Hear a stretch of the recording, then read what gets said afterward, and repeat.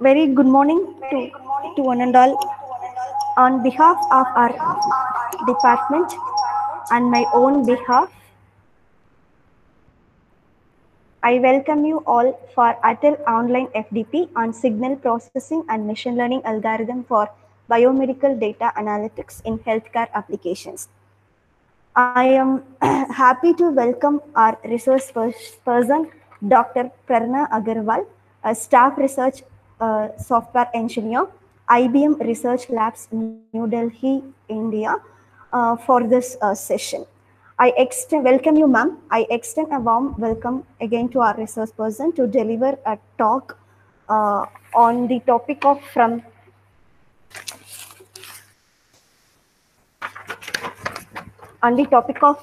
multimodal web applications to infer emotional intelligence in lay counselors. I am very happy to read a profile of Dr. Prerna Agarwal, ma'am. Uh, she works in AI for business process optimization and AI for social good at IBM Research India. Her research interests include machine learning, deep learning, natural language processing, process optimization, and computer vision. Her work has been published in conferences such as BPM, ICA, SSP, ICPR, etc. And her work in AI for social good has also been featured in New IPS. She has also served as program committee member of IJCAI and AAAI. She has delivered several invited talk and faculty development programs in eminent institutions of India. She is an active member of AnitaB.org India, having participated in various conferences and workshops. Prior to joining IBM Research, she completed her post-graduation specializing in data science at IBM Research. She now leads projects in the area of process optimization, such as decision recommendation, aim to bring the power of AI to decision making.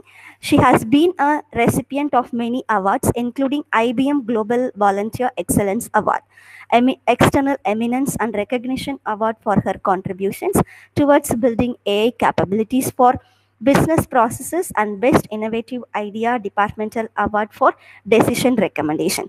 Once again, I welcome you, ma'am, for the presentation. Have a nice day. Thank you.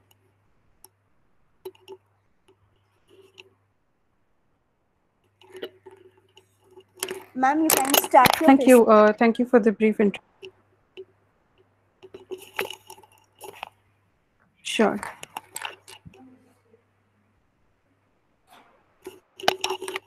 Hello, ma'am. Yes. Yes. Yes. Yes. Okay.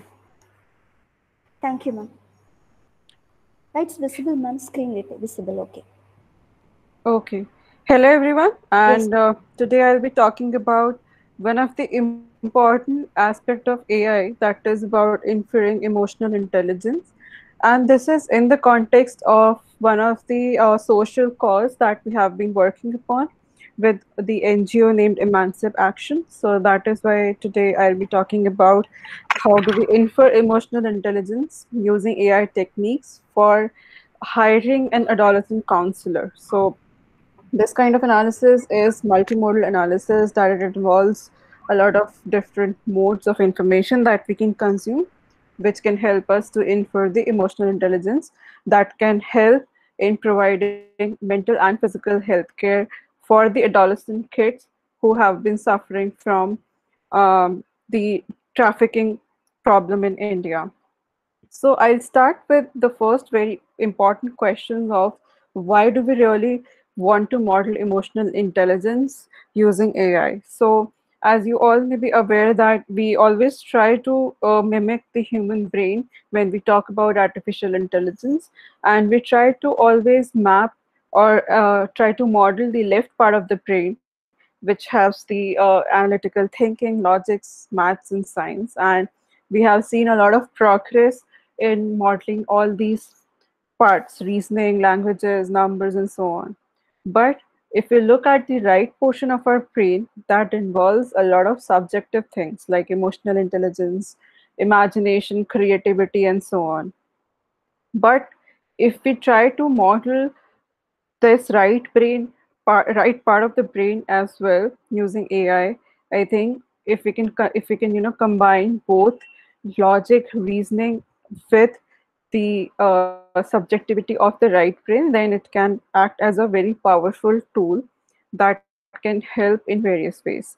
So what does really emotional intelligence compose of? So it composes of self-awareness, like how much a person is aware about themselves, motivation, empathy, social skills, self-regularization. So I think all these terms will be used repeatedly in the following presentation. So I won't go into them in depth, but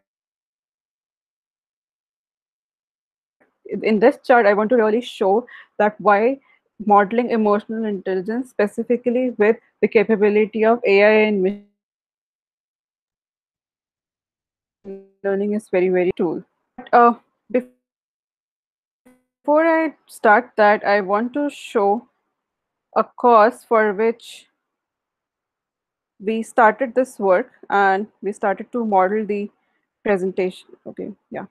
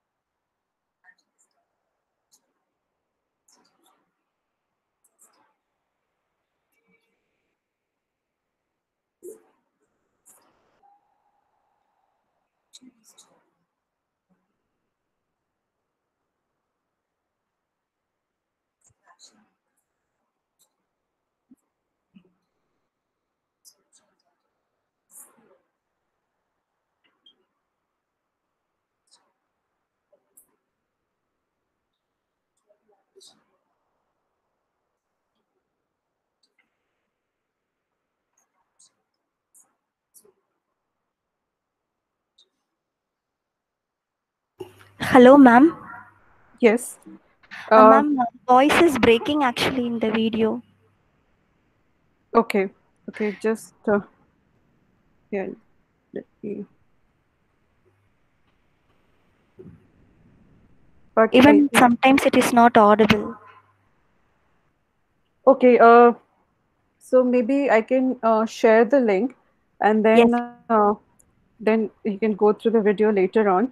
yes, ma'am. So the main motive of displaying that video was to identify the cause, and Okay. one of the major cause where emotional intelligence can play a vital role, and how AI can help in building such solutions. Yes, ma'am.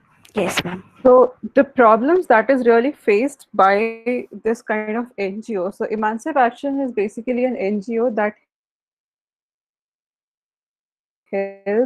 the trafficked girls to provide mental and physical health care with the help of mental health workers.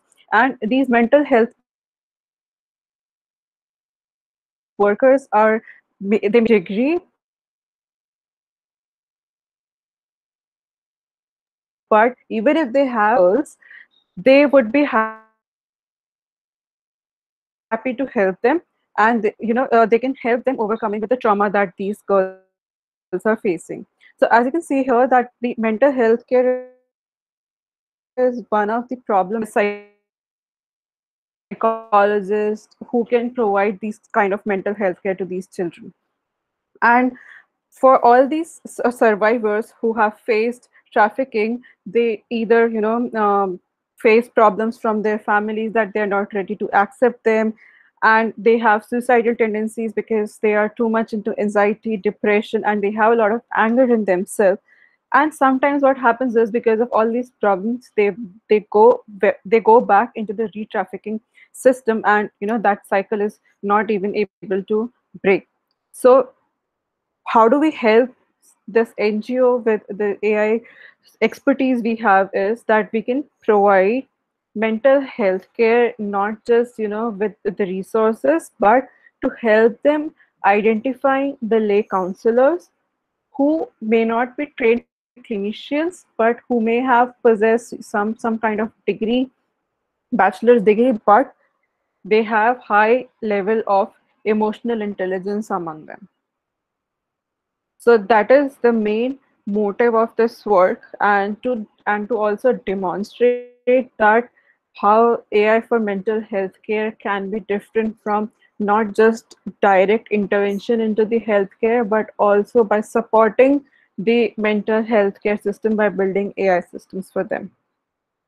But here, the challenge is that how do we identify these emotional intelligence features and empathy among people within an interview? So, it's very simple in the sense that they also conduct interviews just like we do for any other job interviews, but there we do have certain parameters on which we want to evaluate a candidate. But here, emotional intelligence is very subjective in nature, and there are no fixed parameters to evaluate a person upon to say that yes, this person possesses high emotional intelligence or not.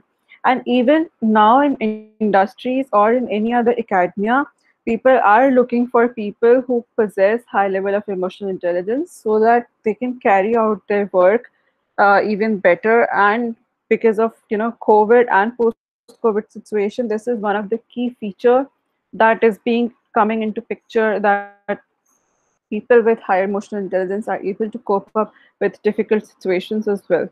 So we came up with a thought that we can actually build an AI tool that can assess and identify candidates with better emotional intelligence, and they can be hired for a role of counseling the adolescent kids. So these kids are in the age of around 13 to 18, and counselors that are required for them to help is something that should be suited for that particular age group, because it is different and difficult to handle this age group. And if we want to hire counselors for maybe an adult group, we may require some different level of qualities among them. But if we require the counselors for this age group, the requirement may be different. So this is specifically for an adolescent counselor, but it can be scaled for other organizational level hiring and for other age groups as well. So here we present an end-to-end multimodal framework which measures the emotional intelligence and the ability of a lay counselor to connect with the traumatized adolescent. So if they can create a therapeutic alliance with an adolescent kid, and we use different kind of machine learning models here. So what we try to do is we try to find different ways through which we can intervene this interview procedure. So through audio, text, and video analysis, we thought to develop a process that can help us identify a pool of counselors, not just a single counselor, but if we can provide a ranked list of counselors who can be the best candidates, because hiring is also dependent upon a lot of other external factors like the expectations of a counselor, of a candidate, or the expectations of maybe their salary and the area in which they are going to work, the language they are going to speak in, and so on. So it is dependent upon other external factors as well. But what we provide is the first level analysis of the candidates on how good they can be from different aspects by analyzing the audio, text, and video of these candidates. So if we want to define this problem more systematically. So we want to evaluate not just emotional intelligence, but empathy, gender biases, how much they are aware about counseling works, if they can work in teamwork, and so on, which can be available as an application to them, and they can use that application to hire the counselors. And this can, of course, scale up to all childcare institutions that are present. So today we'll be addressing this problem of identifying emotional intelligence objectively using AI framework, and how do we combine multimodal information to achieve good system performance. And since this is one such kind of a system where the data is not available, then how can we work with less quantity of data to model the system and to find correlation among different modes of information. So if you look at the current procedure of hiring these lay counselors, so they are first shortlisted based on the resume, and the criteria is like very much similar to the standard hiring procedure. But here, the minimum criteria, since these are a girl child, so the criteria here is that the lay counselors need to be a female with a graduate level of education, but there is no bar on what kind of graduate level of education they are going to have. And then they undergo a pre-screening test with some basic questions, and then they undergo this face-to-face interviews. So in each point, now you can relate it back to what kind of mode of information these steps can provide us. So the first step is going to provide us with the information of resume. The second part of pre-screening is going to provide us with a list of MCQ questions that have been asked to them in the pre-screening test. In the third, you can also see about the face-to-face interview, which actually involves the audio and the video of those candidates.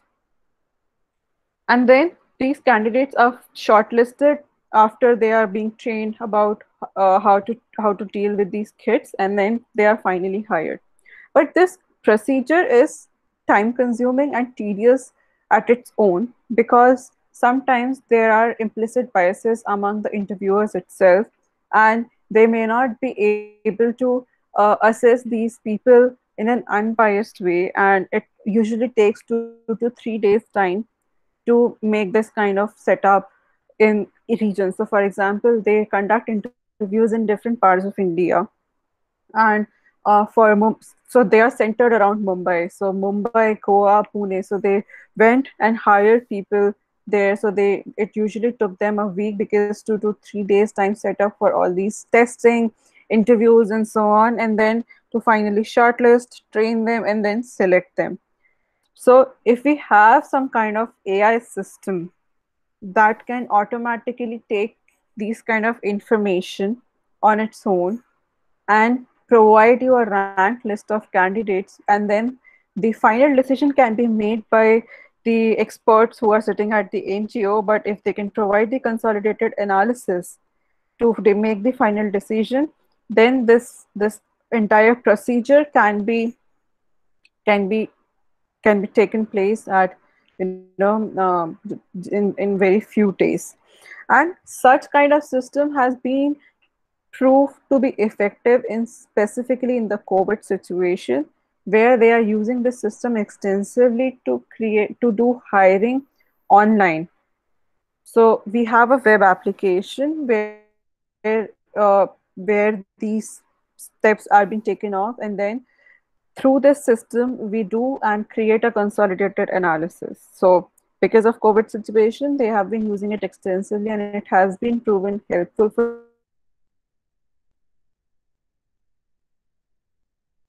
going into these homes to provide health, to provide care, um, while present physically. But it involves a lot of challenges. This kind of system involves a lot of challenges, because if you look at India, there are a lot of regional languages that exist.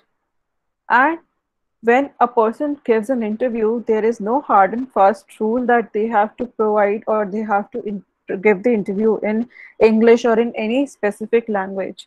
So, in whatever language they are comfortable with, they can provide their interview into that, because these girls also come from different parts of India, and we require different people from different regional languages as well, so that they can communicate easily with those girls. So, but with this kind of multilingualism, the audio and text analysis becomes even more challenging with respect to the typical speech analysis and text analysis or audio analysis we have been seeing in AI ML. And then how can we analyze the speech to compute the communication and listening skills? So communication and listening skills is one of the key feature that needs to be present in a counselor because they are going to communicate the most with the kids, and they need to have good listening skills as well, so that a child who is suffering from trauma can share the experience or can share their problems with the counselor, and they need to be very patient to listen and understand their problem and to communicate back the required kind of, whatever conversation they want to have. So this kind of facilitation skills is very, very important, and collecting this kind of data from different modes to be able to train the system is something which is very difficult because we haven't seen such data or pre-existing data. So we actually use the data collected from not just NGO, but we try to find similar data sets which can help us in individual modules, and then how do we combine the system together to provide the consolidated analysis. And we have seen for the pre-screening, several MCQs you must have gone through as well exist that helps you assessing how much, what is your emotional quotient, right? But those kind of questionnaires are not really scalable to these kind of areas where specific things needs to be captured, and they need to evaluate them based on what score do they get in this kind of emotional intelligence questionnaire. So the kind of methodology we adopt here is that we lay down an evaluation procedure that uses this kind of multimodal information. So we employ, so for example, we have a combination of MCQ responses that was taken there as a pre-screening test, text. So text comes from their audio or video interview also. So audio, so the interview consists of three parts. It consists of the speech, it consists of basically the content they are speaking, and then it comes about the video or the facial expressions that these guys have. So for the MCQ responses, these candidates were recorded for 6 emotional qualities: emotional awareness, social emotional awareness, emotional management, relationship management, gender responsibility, and past relationship with mother. So we'll go through each section in detail, but these are the 6 major sections on which these candidates will be evaluated in pre-screening test. For the next round, for the interview round, we basically laid down 10 interview questions. So these 10 interview questions is something very, very important to frame in such a way that they cannot be, tricked. Because if you are able to trick the questions, then the entire purpose of identifying emotional intelligence goes away. So these question needs to be very, very generic yet specific in terms of what takeaway we want to have from each question. So there is no right answer or wrong answer to it. It's just that about subjective and how a person handles that particular question. And also, this kind of system consists of some of the questions from MCQs which have been asked to them in the pre-screening test. So why these questions are important? Because in the MCQ they may have marked some kind of binary or some kind of options there, that yes, they agree, they disagree, they somewhat agree or disagree, and so on. But the reason behind why would they agree or why would they disagree is something that is important to understand. That's why this question, I mean, some of the important questions have been included in the face-to-face interview as well. So once these interview questions have been asked, we build an audio regression model for each question, and the scores, what we So the scores have been given by our model as well, and the trained clinicians also, provide some of the important scores. So we compare them, and these scores helps us identifying some of the features like how much they may be aware about counseling, if they can work in teams. So since there is a dearth of medical experts, they need to be formed into groups while they have been attending these sessions. So they need to work in team as well. So they need to have that teamwork spirit. And do they understand concerns of adolescent kids? And do they have facilitation skills like communication skills, listening skills, and so on? And the pauses in the speech. It's very important to analyze these pauses to compute communication and listening skills, because the number of pauses and the time at which you take the pauses can provide you very important information about a person, in the sense that if you are taking a lot of pauses, or you may be not even fluent in a sentence, then it may show that you are pretty nervous in the interview, or you may not be confident about your answer. So I'm trying to relate what this NGO models with respect to how we can model it from AI or ML models, like how we can do the analysis of speech and what important elements can we look into speech and so on. So we will go through each section in detail, but this is an overall view of the methodology that we employ. And the recording, so these interviews were recorded, and these recordings of these candidates were needs to be translated into a single English language, because we don't have much capabilities that work in different languages, and they needs to be combined into a one standard language which can be analyzed. So we translate them into English language. And personality traits. So when you interact with a person, you get to know a lot about their personality. And these personality traits can include like emotionality, cooperation, like how much cooperate they are, modesty, if they are themselves in stress, how much they believe in harmony, and so on.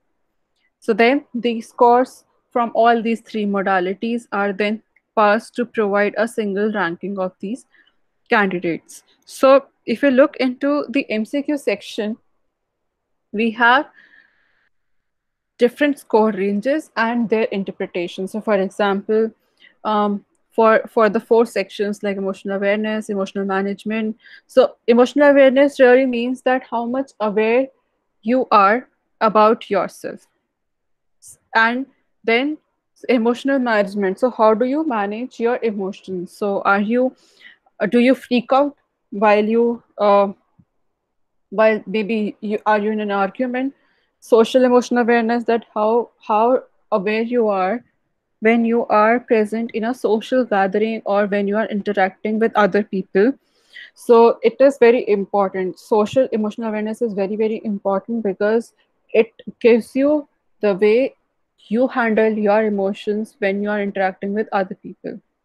And then relationship management. So how good you are able to manage your own relationships with friends, with family, with colleagues, and so on. So if you try to look into each section, they themselves is giving you one important takeaway of why these sections would be important to handle and what kind of information these sections are going to provide. So once we have the scores of each section, then how do we interpret those sections? So if the score is pretty low, then we interpret that the person may not be, you know, very much developed in that particular area, so they require more attention. Otherwise, if they have high score, then they may have enhanced skills in that particular area.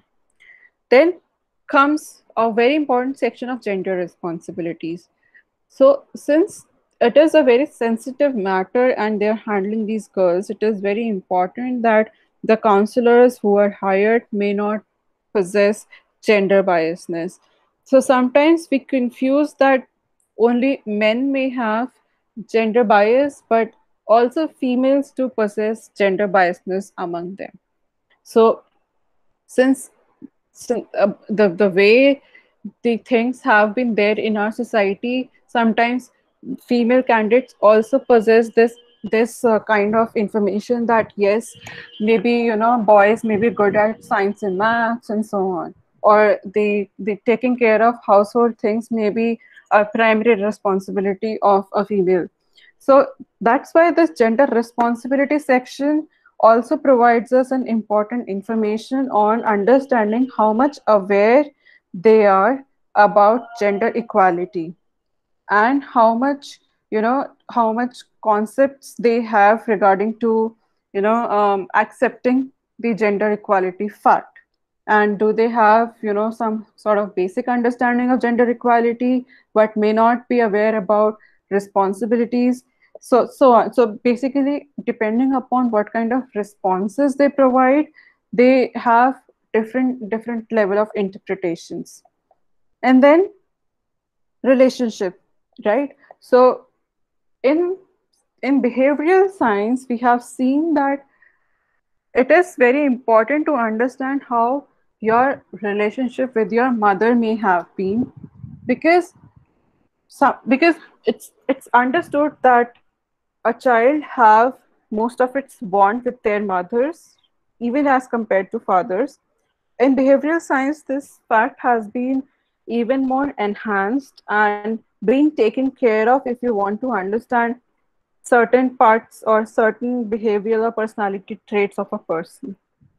If they had caring mothers, so they may have seen caring, and they provide caring care to other people as well, and protection. So that's why we take these two sections, that how their relationship with mother have been in terms of care, and how the relationship with mother have been in terms of protection. Then after this pre-screening based on these scores, the people who scores like very less may be eliminated, and you can choose maybe top K candidates for the next round of interview. For this, 10 interview questions were being asked that are shown in this table. Tell us a bit about yourself. Why did you apply to this position? So, if you see, all these questions are very generic in nature, and you may be thinking that what is special about these questions? So, the speciality about these questions are, for example, if I ask someone, tell me a story about how you have helped someone. So, if a person is narrating a story, that gives them an understanding of how a person may have perceived a particular situation, and how did they acted upon helping them, right? And also, if during the narration of the story they are just talking about themselves and not about like what was the real problem, and how that problem could have been solved and so on, if they are just talking about themselves, that I did this, I did that, that kind of gives you some information on, a person may not be um, bothered about the problem that has been faced by the other people, but some kind of self-centered around themselves. So all these questions gives you a new perspective of capturing a personality trait or an emotional trait of a person. And if you look at the last two questions, that should women complain if their careers stall during maternity leave, or boys are often better in mathematics and girls. So these two questions have been taken up from the MCQ section, so that they can elaborate their answer here, and they can justify why they may have marked a certain option in MCQ section. So all these questions were basically having a separate audio regression model. So an audio regression model was built for each question, and since there were a lot of different regional languages, so we thought to work on the speech level itself. So some low-level features such as spectrogram, MFCC, and they were combined to even form the mid-level features and then high-level features to build this audio regression model. And you can see the training MSE and testing MSE, that is mean squared error.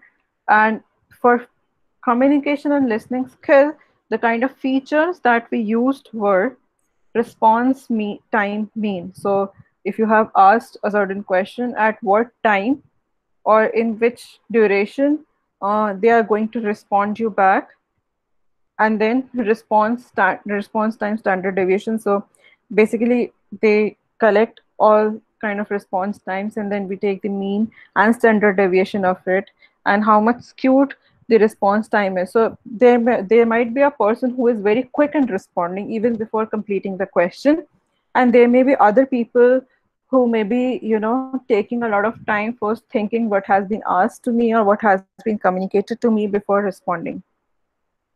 And then the ratio of total pause time versus total speaking. So for example, if you're speaking for 10 minutes and you have taken pause for 50% of the time, then essentially, you are not very, very good at communicating what you want to communicate, because you may be confused about what you want to communicate, or you're too nervous, or you're not able to express that particularly. Then mean pause time, and then again the standard deviation of it and how much skewed that pause time have been. So these questions are going to help us in actually answering these ground questions. So as I was telling, right, there are certain parameters on which usually evaluation takes place, and these are the broader categories in which the evaluation takes place. So like counseling awareness, teamwork capabilities, adolescent concern, facilitation skill, curiosity, and commitment to work. So if you look at this question of um, this one, characteristics of a counselor, so it may be highly correlated with this kind of uh, ground feature that will be evaluated. Then teamwork capabilities, what do you like and dislike in working in a team? Adolescent concern, that are you aware about a bias that you may have about vulnerable adolescents? Facilitation skills composed of communication and listening skills, which is not there in the question but inferred altogether. Commitment to work, like why did you apply for this position, and so on. So each question have its own meaning and own contribution, and the way these questions have been designed is to provide one new feature for us. And we make enhancement in this audio analysis by also identifying big five personality traits, that are extroversion, how much you know extrovert a person is, and then agreeableness. Then this is basically perceived as being kind, sympathetic, cooperative, warm, and considerate. And then openness to experience, how much open you are to encounter or to go on new experiences.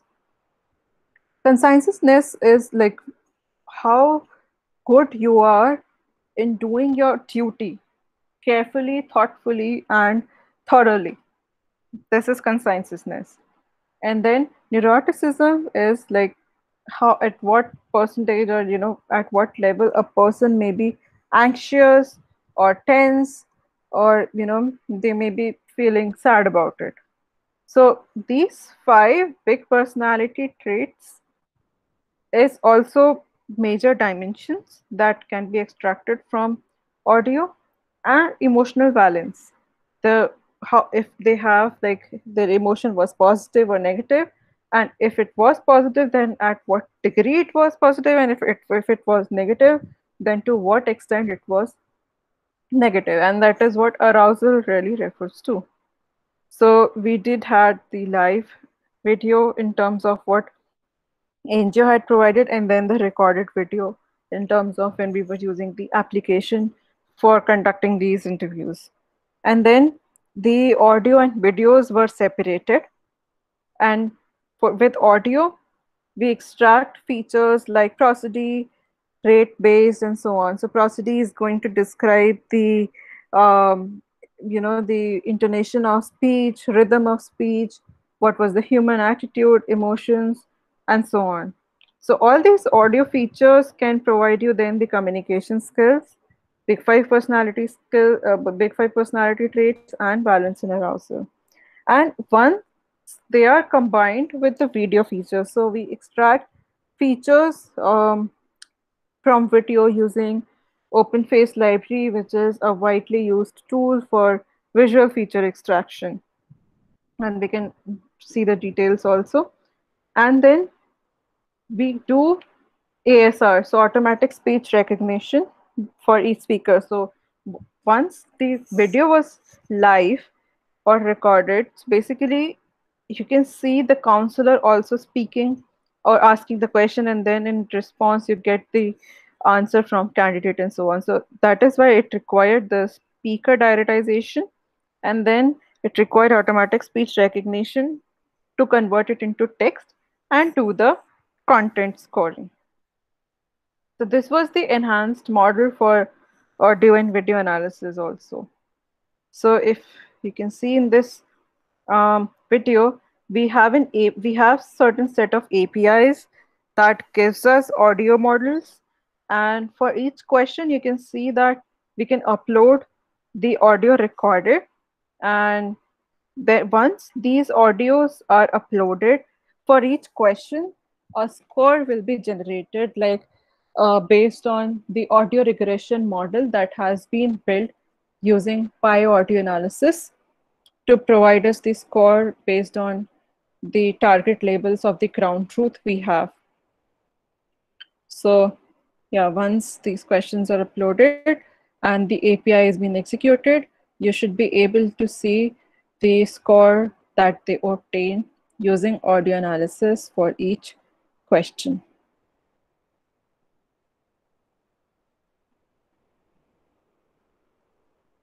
So these are the APIs that are actually integrated with our application. And so for each question, you can see, right, you get the score between 0 to 5.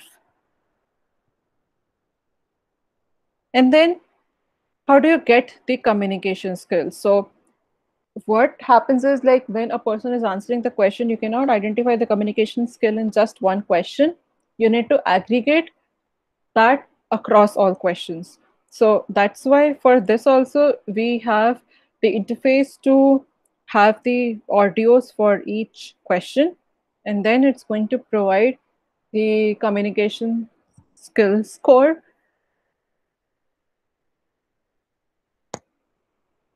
And the way we are calculating communication and listening skills is something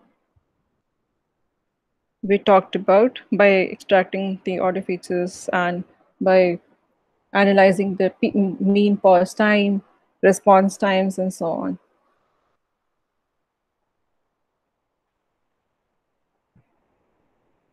So this actually involves not just applying machine learning models, but also to model the data appropriately to be able to apply such models. So here we actually went the from the surface level information of how they have been done in real life versus how can we map it into a real AI problem.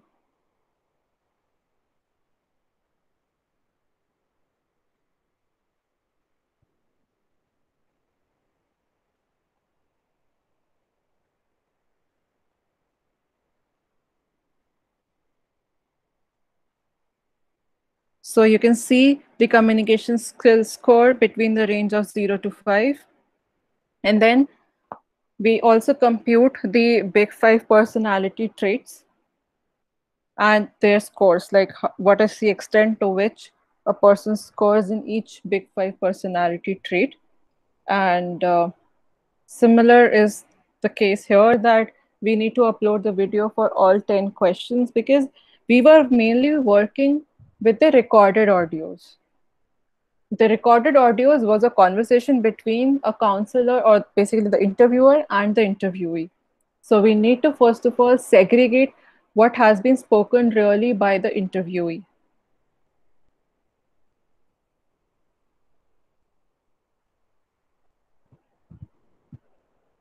And this also allows you to, separate out certain audio clips from your communication and listening skill analysis, because if a person was not really able to, or they were not comfortable answering a certain question, and if you want to skip that in analyzing this kind of features, then you can also skip that, and you can just do the aggregation over all other questions.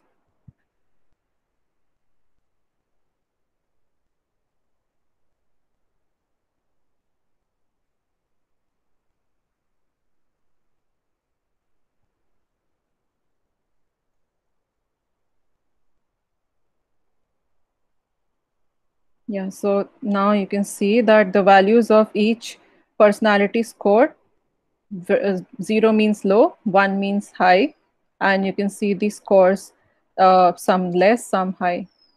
And now here we try to compute the valence and arousal of each candidate. Same is the situation here, that we upload the audio for each question, and the combined value of valence and arousal is something we are going to get. So once we see that how these APIs are getting executed, we would get to know that how do we connect the information that we get from maybe a web interface or maybe an interview recording to actually model into audio regression models, text models, and so on, and to do the computation. And the analysis that we get here has been, yeah, so if you can see, -1 is mean, it's depressed, and +1 is joy, and arousal is the intensity of being joy or being sad.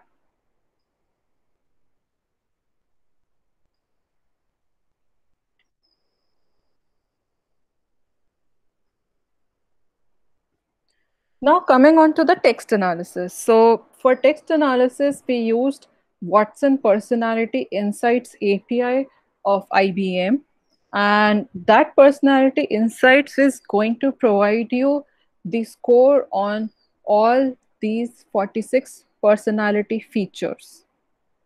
And they do not just contain big five personality things, but also contains the consumer needs and values, like how much helping nature a person may have, and you know other things like curiosity, idealness, stability, and so on. Personality traits is something we were able to extract from audio as well, and extracting from text helps us identifying like how much coherent these values are for different modes, because text merely operates on the content that you have spoken. So it's real content, and the speech or the audio was only at the waves level. So all these 46 features and their particular values are going to provide you a summary of like how a person can be, and what are the plus points, what are the minus points, and so on. So once you get all these 46 features, we cannot use all of them. So what we do is we extract two types of features: most varying features and least varying features.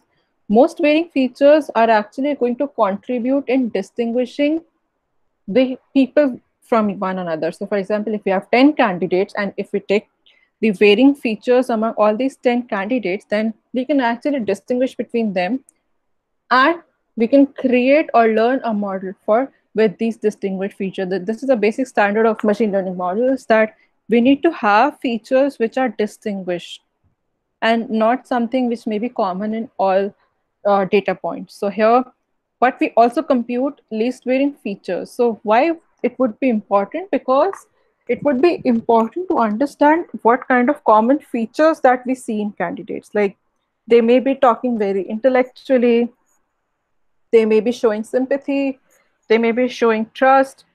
Of course, they may be worried, they may be self-expressing them, they will be talking practically, and so on. It was very interesting to see these features coming out coherent with what actually the feedback from the actual interviewers were taken up, right? So they for each candidate they write a feedback, and once we do these kind of analysis, we used to go back to them and see, right, how good our analysis is. So these things were actually coherent with what they have seen in the interview. That means we can model a person or emotional intelligence of a person. It's just that it requires right modeling, right kind of modeling. So these most varying features are total 16 in nature, and they were scaled in the score of 0 to 5 to provide us a scale of 80, 0 to 80 to mark the score of each candidate using this text analysis. And as an extension, we also analyze the spoken content. And what we do is we try to measure the semantic relevance of the answer with respect to the question. And for semantic relevance, we used universal sentence encoder, and the quality of answers were predicted using the state-of-the-art PERT model. So for this one, we also use the AVI dataset. So the AVI dataset is also an interface-based interviews dataset consisting of around maybe some thousands of video clips, and these question answer pairs were used to actually um, train the model, and then we tested it on the question answer pair that we obtained from the recordings, and they were annotated for poor and good quality of answers. So you can see the APIs for these text analysis also, that we have the, for example, if you want to test for a question, then we choose for which question we want to, yeah. So for the entire data file, we'll get the not just the semantic relevance, but also the quality of score, or basically, yeah, so the question answer and the quality score. And similarly for semantic relevance, how much relevant an answer is for a question. We also compute that for all the questions that have been asked to them.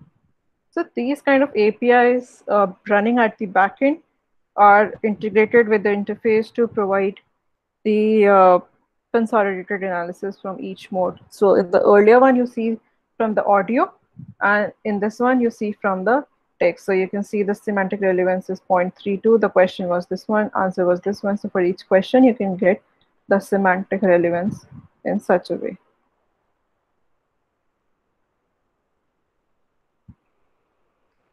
And we were also talking about the resume, right? So how can we analyze the profiles of these candidates automatically? So either they provide their resume, or these days popularly LinkedIn profiles are also used. Both can be parsed from this profile analysis module. And what we try to do is we try to identify not just candidate details, but their academic details and experience. So there exists a skill ontology, and we use deep parsing over each segment of the resume to extract explicitly mentioned skills. So most of the times we explicitly mention the skills in the resume in a skills section, and on LinkedIn also you have a section of skills. But those are just the external skills. How do we extract the implicit skill which may not be mentioned but a candidate may have? So for that, what we try to do is we used a pre-trained Doc2Vec model, which we train it on a million of jobs posting that are mined from different websites. And then we employ a greedy maximal match algorithm to compute the affinity scores. So for example, how much a job description. So for any job that has been posted, we have a job posting and a candidate applying to it. So we have these two inputs. Now we apply greedy maximal matching algorithm to compute the affinity score between the job description versus the profile that has been applied. And the score is computed using not just the frequency, but also the phrase similarity and explicit and implicit skill.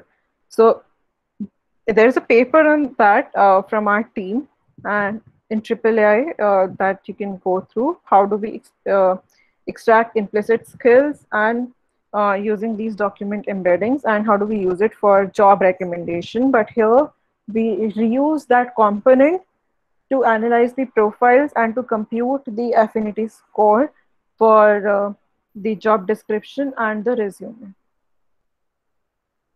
So how do we infer the ground truth scores is uh, we have the scores of each section one by one, and we define the rules that what all consist in each section. So yeah, maybe I can, okay, that is later on. Yeah. So let's talk about the data collection first. So what all data do we really use? So we have the MCQs from different gold standard scales, and we sub-select those questions based on what they may have been relevant and what kind of interpretation are they going to provide us. And the entire interview was conducted by the experts of the NGO, and the recordings were recorded with consent, and that is very, very confidential. And the interviewers rated these candidates for each question, and the same procedure we conducted on a group of volunteers. So we had interns in IBM Research India who were actually uh, acted as the group of volunteers to study the behavioral differences. These were the research interns, and in total we had only 16 applicant interviews and 14 interviews from the group of volunteers. So we had in total of 300 audio samples. This data was collected from the NGO. Apart from that, we use AVI dataset, which was having the interface-based interviews, and we used Charlene dataset, which had also like 10,000 video clips, OMG empathy dataset to compute the valence and arousal, which also has some 500 odd um, videos. So what do we really infer from each analysis? So earlier we saw that we computed their scores, and then what do we infer from those scores? So if we see that variance in job applicants is high, the score variance, like there may be some people who have scored very, very less, and there are some people who have scored very, very high inside the job applicants themselves. But if you look at the research interns who may be possessing better emotional quality and better understanding of those questions, they were aware about themselves and they were more good in handling the questions that were being asked in the MCQs. And all job applicants were agreeing with the gender equality, but there were certain questions on high level gender concepts which they were not really able to handle. So this gives us the weak area of these candidates as well, which can be accommodated at the training time. That okay, these people may be lacking this kind of information, so it can be covered in the training session that they do after these people have been hired. And then from audio analysis, so for each feature you see, right, counseling awareness, what all questions that were being mapped. So adolescent concerns, teamwork, facilitation skill, what like teamwork, we combine the question of team like and dislike and story about helping someone. That how did you work in a team there? Similarly, for facilitation, we have the characteristics of counselor, story of helping someone, communication skills, listening skills. So we combine all whatever we have inferred into these main features that we want to make a prediction on. And the curiosity of why do they apply for a position. So a person may be showing curiosity in that maybe they are curious to help and so on. And story of seeing someone in a new way and how do they help someone else.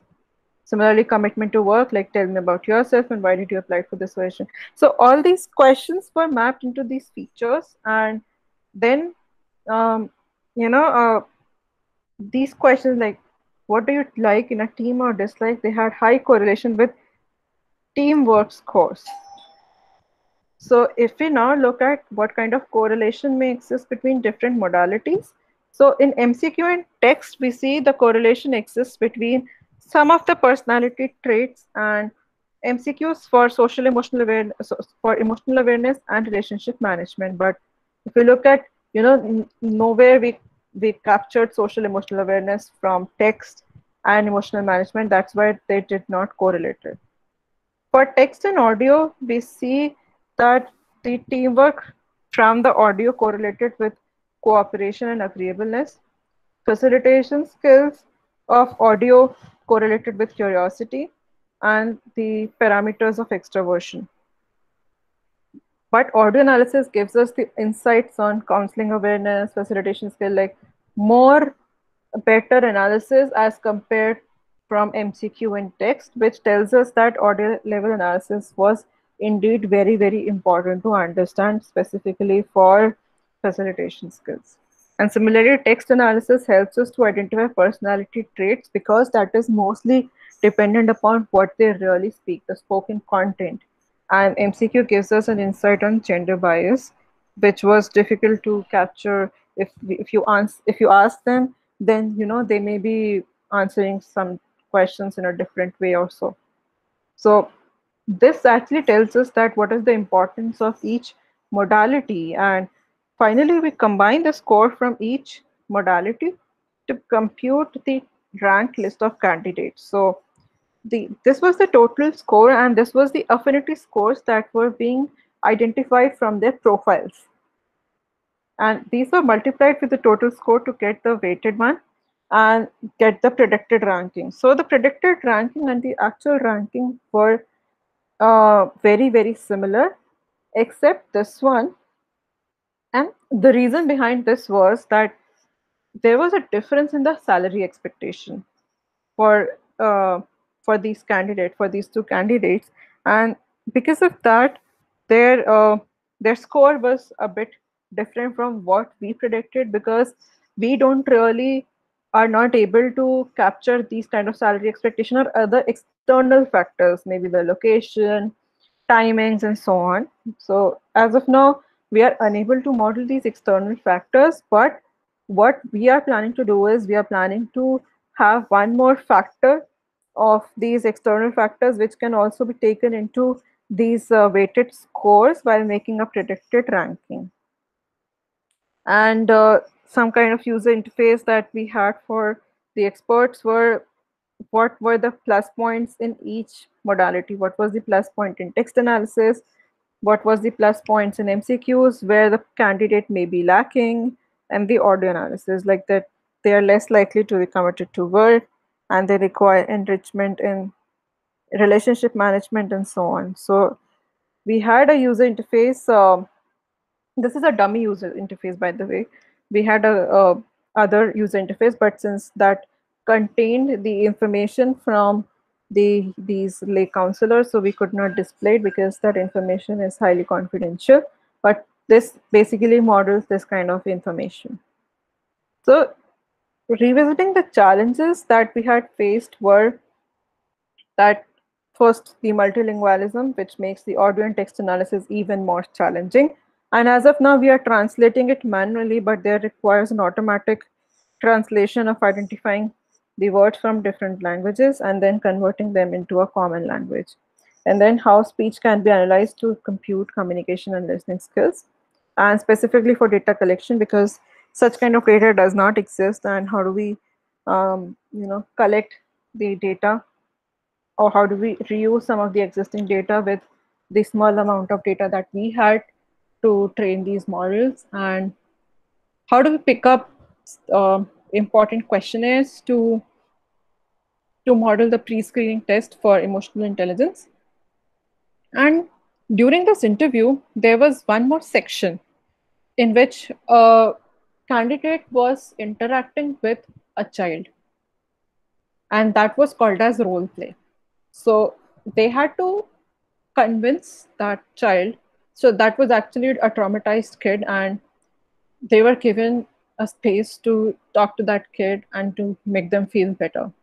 So that role play was very, very important section, but we could not parse that role play because it involves both side conversation, and that requires to extract user intent and to basically do that kind of um, chat kind of analysis, which is one of the uh, next steps that we want to move forward to.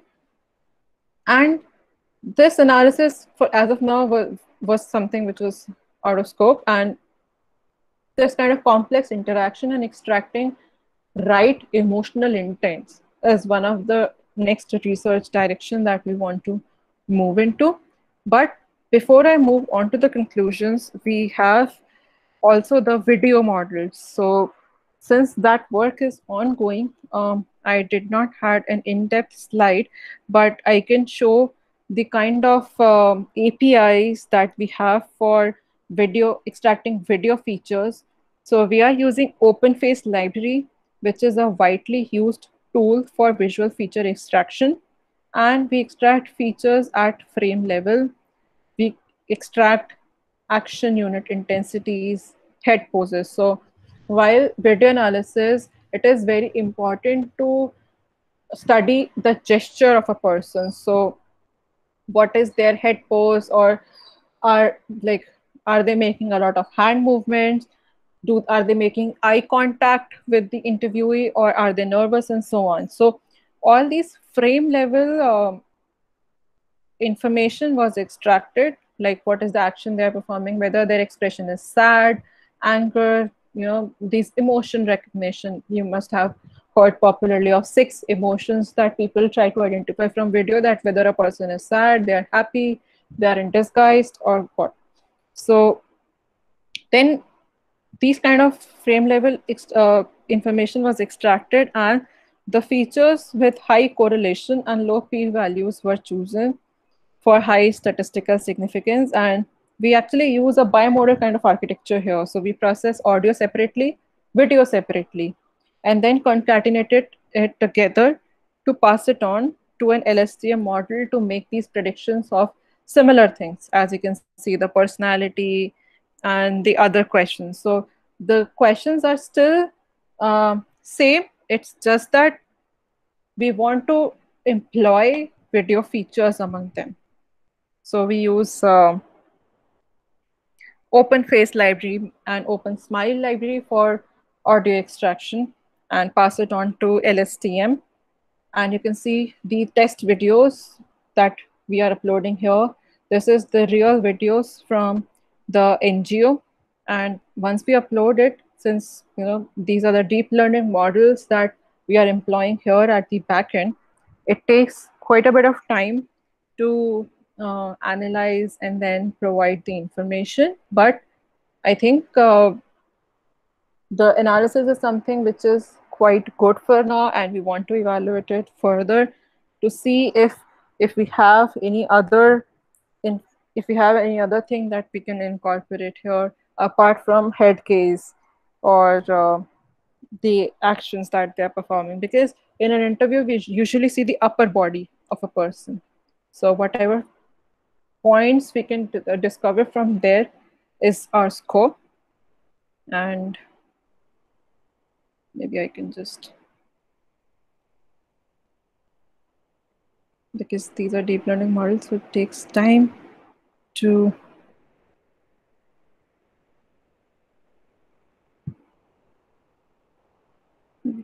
go back. Yeah, so you can see communication skill and listening skills and confidence, how much confident a person is. So if they're confident, they'll be having eye to eye contact, and their body language will be very, very different. And similarly, we extract features for personality and so on. So all these video models are combined with the kind of audio analysis that we have done to give more concrete information on communication skills, listening skills, personality, per question scores, and so on. So this is something which is work in progress, and we are still working on them to even combine it with other open source data sets if we can find. Because as of now, all of the data sets that are there is not specifically for this kind of application, but and also they are not in the Indian context. So with video, it is very, very important to have it in the Indian context, because the facial expressions and the kind of body language changes with different geographies as well. Yeah, so this was about the video analysis that we did. And yeah, so coming on to concluding of what all we did is the end-to-end framework that helps us in conducting the interviews based on this multimodal data and helps us inferring this emotional intelligence required for a lay counselor. We incorporate video analysis to study body language, gestures, facial expressions, which are also important clues for emotional intelligence. And we plan to have a controlled question set for the role play that would help us, allow us to analyze it and also to take more into what kind of information we can extract from there. And this kind of automated system has proven effective specifically in this COVID situation when they cannot conduct these interviews physically, but they are able to conduct these interviews from this web interface and without the need of traveling. And these even the trainings have been made online, and the counselors who are hired, they are also providing caretaking to these girls in an online way. So I think this is one of a kind of an application that we have built specifically for this NGO, but this can be scalable for other organizations as well. And we are planning to deploy it for HR department as well to identify emotional intelligence, which is also one of the important traits that companies look forward to in nowadays for hiring.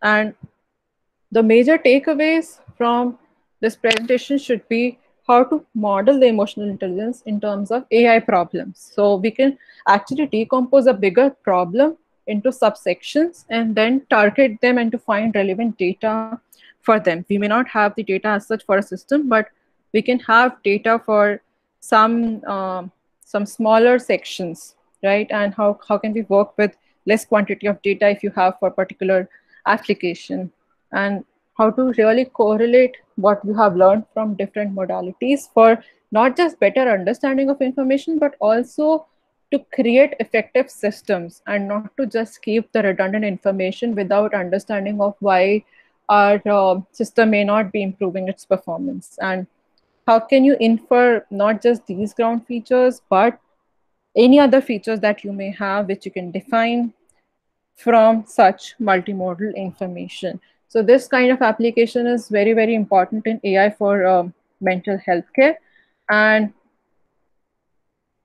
I would really like to acknowledge my IBM research team and the NGO, the psychiatrists from the NGO who have been throughout this journey, helping us modeling this system. And then, it was quite complicated to model all these problems into AI problems. So, but their help made it quite easy for us. And this work has been awarded with quite a bit of things. So it has been given with the silver category of IBM Community Grants. And recently, we won the IBM Global Volunteer Excellence Award, which is the highest form of award that can be given to any employee, with a $10,000 grant to the NGO, which is going to help them in this pandemic.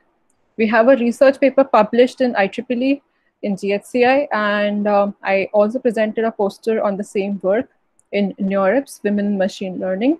And we also have media articles and other articles for more details. And the video that I was trying to show you over Twitter, I'll share the link because it may be not clear to play this video here. But yeah, I know you may have a lot of questions. That's why I wanted to keep the question answering session at the end. But before we move on to the question answering session, I think it is very important to understand the AI for mental health care, which has been the focus of most of the computer science community, AI for social good, for building such things which can help the underprivileged sections. And as we can see that the system is able to help these people in this COVID situations as well. That is something a big success for us. And I think we should continue to think about and more in this direction to build such and such capabilities. Yeah, with that, I conclude my presentation. I hope you enjoyed it, and I'm open for the questions.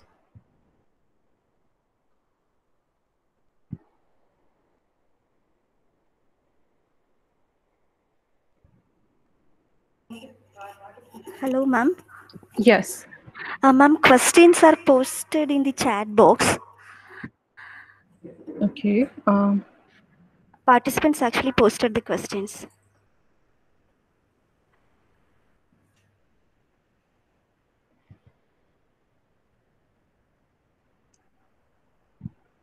Okay, let me go through each. Ma'am, actually, only one question have been posted, ma'am. Yeah. How far the deep learning tool and AI is helpful in fetching evoked potential signals? Yeah, I think it's really being focused in different areas, and like, you can see what exactly are we are we talking about fetching evoked potential signals is something I'm not clear of, but as far as I understand, it has been used for different applications. So for example, for multimodal application, we are using these signals in understanding these information. Or if a person can explain this question, then I would be able to answer this question better, like what do they mean by fetching evoked potential signals.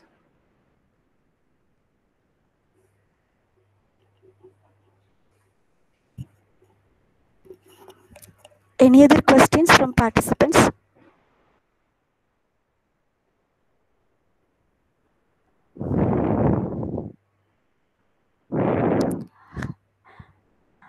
Hello, mean, ma'am. if you have any feedback, or if you Yeah, yes, ma'am. Yes, ma'am. We will be collecting feedback.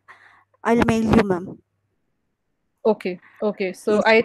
I thought to have the question answering session at the end, so as to first understand the entire system and then take further questions. So uh, please ask if you have any questions. Participants, please, if you have any questions, you ask her now.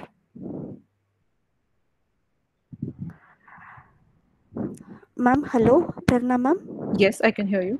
Ma'am, actually, I'm hand over this to our HOD, ma'am.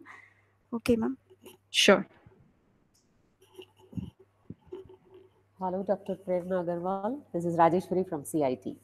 Hi. Hi. Very nice to hear your talk. Thank you. And on seeing your profile, we are very much impressed. So, our heartfelt, sincere thanks to you, Dr. Prerna, for having accepted our invitation and shared your thoughts on multimodal web applications to infer emotional intelligence and lay counselors. For your information, we have a team here working on emotion recognition. Okay. So probably we would like to have some suggestions from you on how our research work probably can be taken to the next level. Sure. Our team probably, if you are interested, can we will join with you to get some suggestions from you. Sure, Thank sure. It was my pleasure delivering the talk, and I think this is one of the emerging area that we can see, and there are a lot of potential problems that exist in this literature, because as I was showing in my first slide itself, right? We all focus upon modeling the left part of the brain, but the right part of the brain is still a gray area. And That's even true. if we model a simple problem, or even if we target a bigger problem and try to break down into smaller things, we should be able to achieve them. So this system is not something which we developed in like few months. It's like 3 years that we have been working on such a system. Okay. So it requires a lot of brainstorming and right modeling. Getting that right structure and things working out is very important. And yeah, I think identifying the exact problem inside the bigger problem is one of the major thing, and how do you model it using technology is even more challenging. So yes, I think it do have a lot of scope, and I look forward hearing from you on Uh, what kind of problems you have been working on. sure, sure. So we appreciate your effort in presenting your thoughts. on this latest topic. And on behalf of everyone in the team, the coordinating team, I express my sincere thanks to you for having delivered a good lecture. Thank you. Thank you once again, and we'll be in touch. Thank you. It was my pleasure. Thank you. Thank you. Bye. Bye.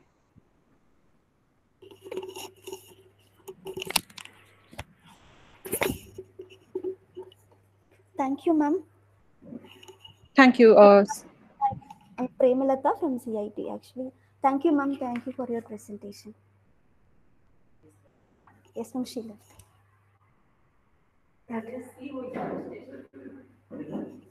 Participants, please wait. I will post the link to enter the attendance and feedback.